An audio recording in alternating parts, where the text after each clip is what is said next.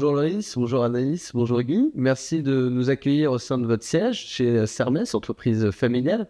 On se retrouve un an après le démarrage de votre projet stratégique autour de la durabilité et on va être ici aujourd'hui pour pouvoir vous interviewer sur les différentes avancées de ce chantier.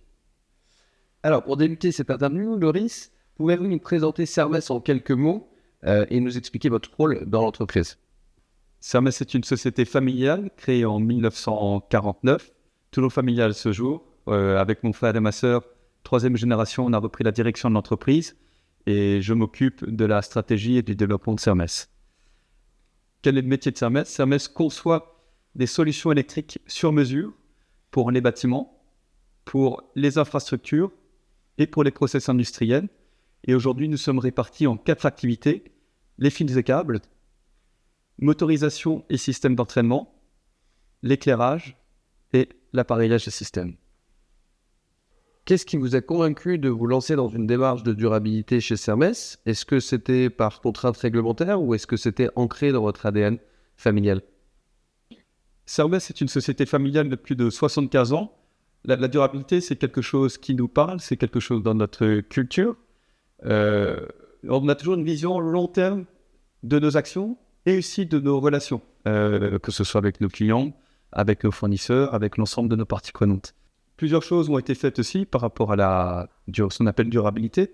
Pour nous, la qualité de vie au travail, c'est quelque chose sur lequel on investit énormément. Le bilan carbone aussi, pour la partie environnement, une démarche qu'on a lancée en 2022 pour pouvoir nous mesurer et mettre en place un plan d'action.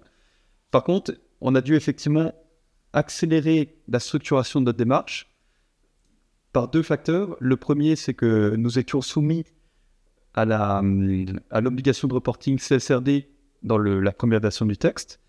Et le deuxième élément, c'est plus structurel, mais le marché nous attend ici avec des informations de transparence sur la durabilité.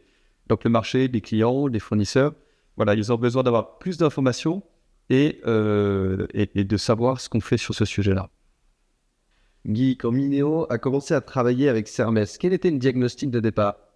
Dans les éléments de diagnostic, il y a des grands points, et le premier d'entre eux, c'est une entreprise qui s'inscrit dans la durée, familiale, générationnelle, avec un moment très fort et très critique, qui est l'arrivée d'une nouvelle génération. C'est toujours un enjeu de durabilité fort dans une entreprise familiale.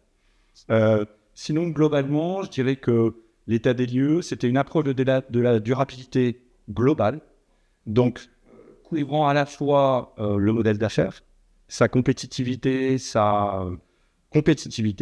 deuxièmement la gouvernance, troisièmement bien sûr les enjeux sociaux avec les collaborateurs comme partie prenante, et enfin l'environnement.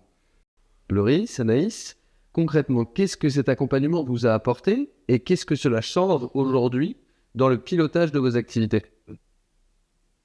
Alors dans cet accompagnement, on y a trouvé surtout un cadre engageant pour nous et exigeant aussi, qui nous a permis d'avancer étape par étape en étant challengé sur ces sujets-là. C'était aussi une approche pragmatique et ça c'est pour nous quelque chose de très important dans le respect de nos valeurs et orienter satisfaction client, ce qui pour nous est notre premier moteur. Ensuite, bien sûr qu'il y a l'animation de la démarche puisqu'il faut la mettre en place et surtout la faire vivre. Et là, on est ravis d'avoir Anaïs à nos côtés qui va nous parler aussi de cette partie-là. Ce qui m'a beaucoup plu dans l'accompagnement, c'est que nous avons pu mobiliser les équipes autour d'un projet transverse et d'intelligence collective aussi. Et nous en sommes ressortis avec une feuille de route concrète et structurante pour les années à venir. Et nous avons également défini un plan d'action avec des objectifs et des indicateurs de performance.